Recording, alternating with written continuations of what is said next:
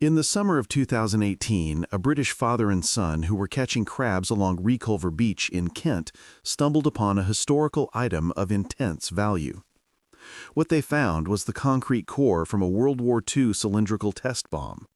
Originally encased in steel plating that had long since rusted away, the test bomb was used to hone the skills of the bomber crews who carried out the 1943 mission known as Operation Chastise. Before the outbreak of World War II, British war planners studied how they might incapacitate Germany's industrial effort if the United Kingdom went to war again with the European nation. One suggestion was to attack dams in the Ruhr industrial region. The idea was to blow up the dams or strike them with bombs to create breaches that would cause catastrophic flooding. Unrelated to the British war planning, aircraft designer Barnes Wallis also pondered the issue. By 1941, he calculated that a shockwave would cause the most damage, especially if the bomb detonated underwater against the dam. The problem was the Germans knew their dams were vulnerable to a torpedo attack and had installed anti-torpedo nets. Wallis wanted to find a way to deliver an explosive small enough to be carried by an existing Royal Air Force plane, yet be able to evade the anti-torpedo defenses and breach the dam. Wallis determined the following year that a bomb skipped across the water's surface would avoid the nets. Scale tests determined that backspin was critical to ensure successful delivery. His final design consisted of a cylindrical air-dropped bomb that was 60 inches long with a diameter of 50 inches. The bomb, codenamed Upkeep, weighed 9,250 pounds, of which 6,600 pounds was the Torpex explosive wrapped in a 3/8-inch steel casing. 3 Mark IV hydrostatic pistols were employed to make the bomb explode at a depth of 30 feet. To prevent the bomb from falling into enemy hands, a self-destruct pistol was installed. Testing in early 1943 showed that the bomb could be carried by the 4-engine Avro Lancaster heavy bomber, which by that time had become the backbone of the RAF's bomber force. The Lancaster, which was crewed by 7 airmen, was one of the most successful bombers in history.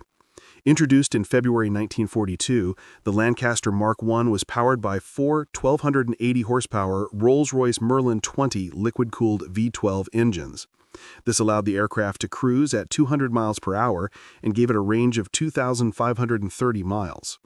Armed with 8 .303-inch machine guns, it could carry a maximum payload of 14,000 pounds in a long, unobstructed bomb bay. The Lancaster was similar in some general characteristics such as wingspan and length and performance characteristics such as cruise speed to the main bombers employed by the United States, the Boeing B-17G Flying Fortress and the consolidated B-24J Liberator. Although the Lancaster had a heavier payload capability, its 21,400-foot service ceiling was significantly less than its counterparts with the Boeing B-17G at 35,600 feet and the North American B-24J Liberator at 28,000 feet. Once the bomb design was approved, modifications to the Lancaster were needed to carry the weapon. The RAF ordered 30 aircraft, but later reduced the number to 21. Designated the Type 464 provisioning and powered by American-built Packard Merlin 28 engines, the modifications included removal of the bomb bay doors due to the bomb's size, installation of V-shaped caliper arms to hold the bomb, and Vickers variable-speed hydraulic gear to drive the belt and produce the desired backspin of 500 revolutions per minute. To reduce weight and drag, the mid-upper turret was removed and the whole covered. With this order, the RAF set Operation Chastise into motion on February 28, 1943. The RAF tentatively scheduled the operation between May 14 and May 16 because at that time the water levels in the targeted dam reservoirs would be at their highest. Thus, a breach during that period would cause the greatest possible flood damage. The service selected veteran Wing Commander Guy Gibson to command the new No. 617 Squadron of No. 5 Group.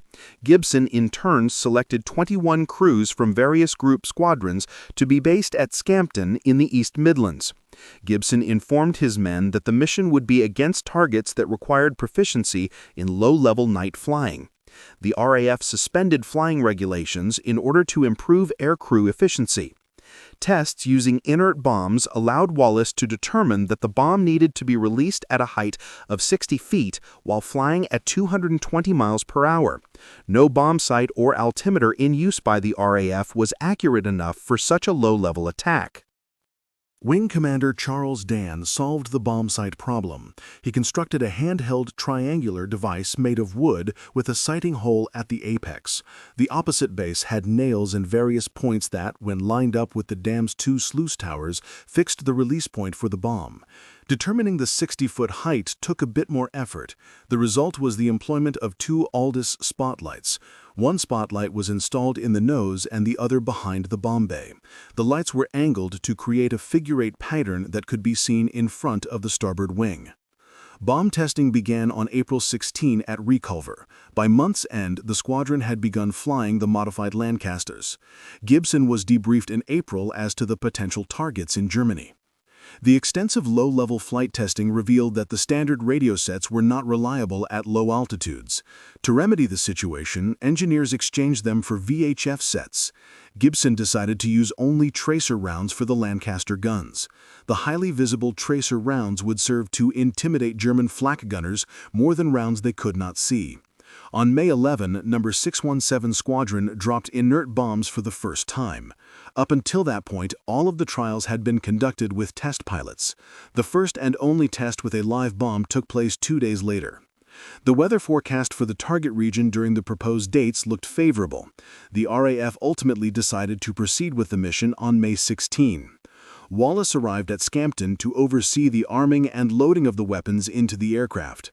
A moment of sheer terror occurred when one of the bombs accidentally fell to the ground while being loaded, but it did not explode. May 16 proved to be a busy day. Pilots, navigators, and bombardiers met with Gibson and Wallis. Wallis discussed how the bomb worked and what it was expected to accomplish. The main targets were the Möhne, Adur, and Sorpe dams.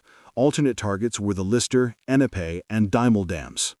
The crews also were debriefed on the different types of dams.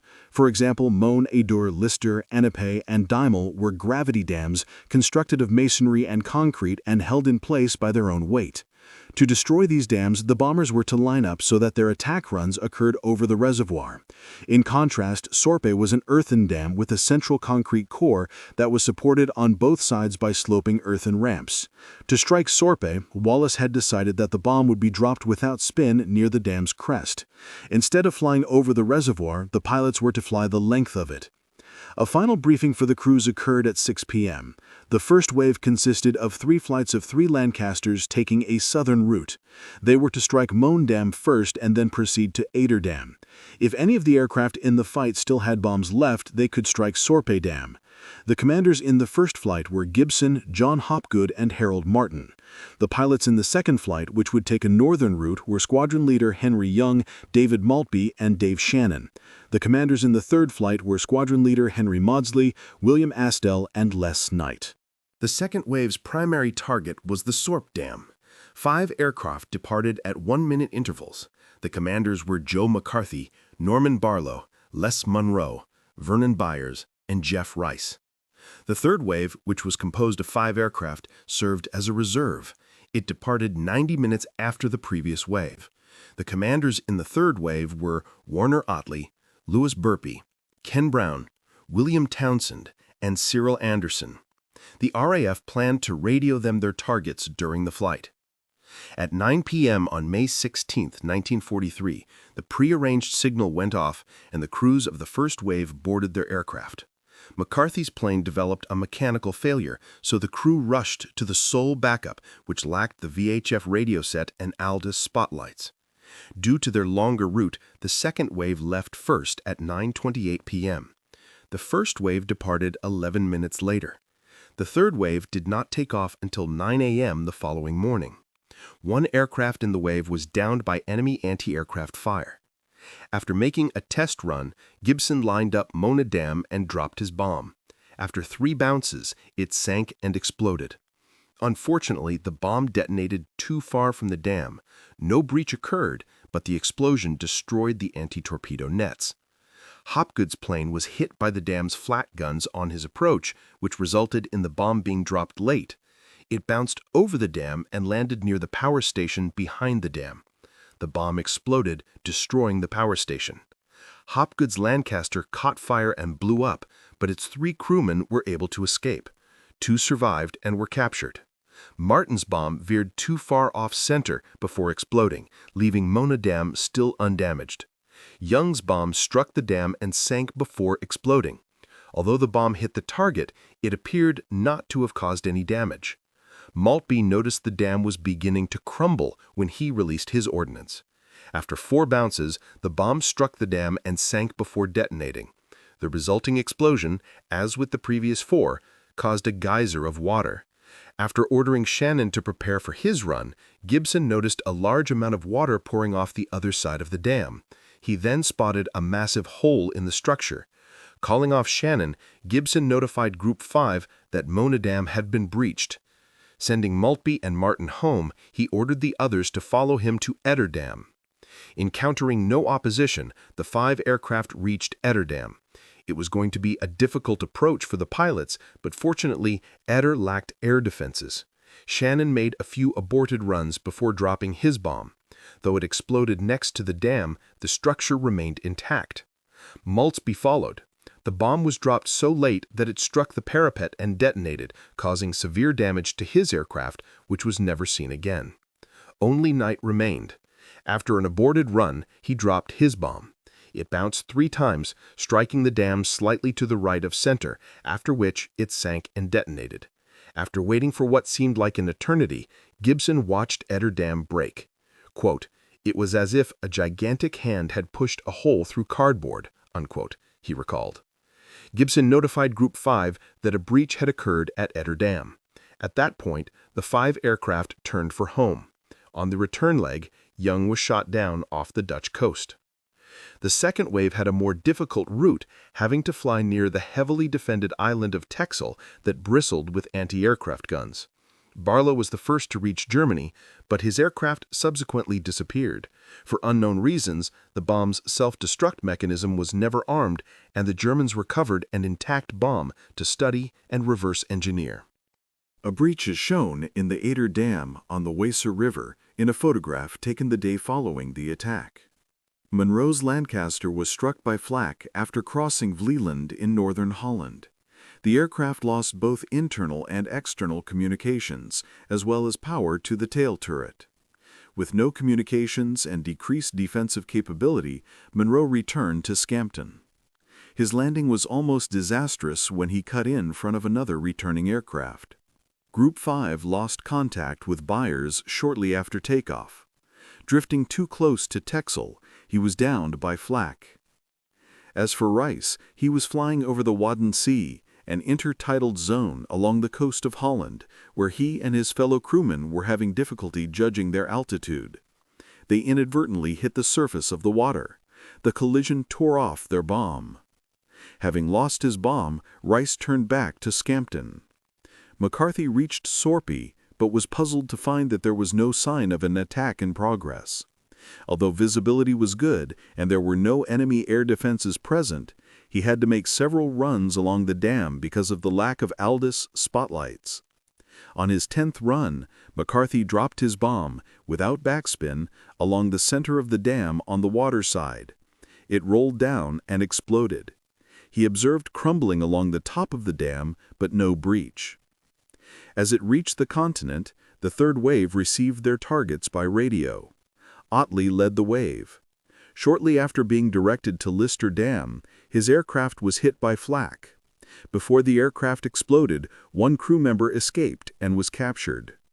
Burpee strayed too close to the Luftwaffe's Gilsey-Ryan Air Base, and his aircraft was hit by flak. It crashed near the base. Meanwhile, Brown received instructions to head for Sorpy Dam. After numerous aborted runs, Brown dropped his bomb near the dam's center. Circling back to check for damage, he saw the top of the dam crumbling over a length greater than when it was struck by Maltby's bomb. Townsend received instructions to strike Ennepe Dam, but he had difficulty locating it. He spotted a lake with a spit of land in it. Ennepe Reservoir was supposed to have an island, but the crew concluded they had the correct dam. The bomb exploded short of the parapet without causing any damage. It was later determined that Townsend actually attacked Bever Dam. Anderson was sent to Diemo, then redirected to Sorpe. Already off course due to flak, he encountered a heavy mist across the region. Having trouble getting oriented, and with daylight approaching, Anderson aborted the mission and returned to Scampton. Maltby landed the first aircraft to return to Scampton at 3:11 a.m., and Townsend landed the last one at 6:20 a.m. A reconnaissance flight the same day showed massive flooding behind Moan and Ader dams. 87% of the water held in Moan and 75% of the Ader reservoir had been released. The flight revealed that power stations, factories, roads, bridges, and pumping stations were destroyed or damaged for miles around. In addition, gas, electricity, and water supplies were severely interrupted. The casualties, the majority of which were foreign workers, totaled 1,341. Albert Speer, Minister of Armaments and Munitions in Germany, arrived immediately afterward to determine the extent of the damage. With the approval of German leader Adolf Hitler, 7,000 workers were dispatched to clean up the damage and begin rebuilding the dams. Hitler also approved the transfer of an additional 20,000 workers. Many workers were transferred from Atlantic Wall projects to assist with the dam repairs. A post-raid RAF reconnaissance photo shows the Moan Reservoir almost completely drained. Hitler authorized the transfer of thousands of workers to clean up the damage and rebuild the dams. In the aftermath of the strikes, the Germans deployed the equivalent of a division of soldiers to defend the Rue dams. They also installed anti-aircraft guns at all of the dams. The effect on the German war effort has been a source of debate among British military experts. Some believe that the heavy losses No. 617 Squadron incurred, which amounted to 8 Lancasters and 56 casualties, were in vain given that the Germans had patched up the gaps in Moan and Ader by October. One post-war analysis estimated that the Germans suffered as little as 5% loss of armament output in the latter half of 1943. Other military experts hold that the strikes had a positive result largely because of the number of workers and the amount of construction materials the Germans had to commit to rebuild the dams. The RAF built on its achievement in Operation Chastise by employing the Lancaster in other critical strikes, such as those against V weapons sites and the Tirpitz. Although it was a costly mission, in the final analysis, Operation Chastise stands as one of the great technological achievements of World War II.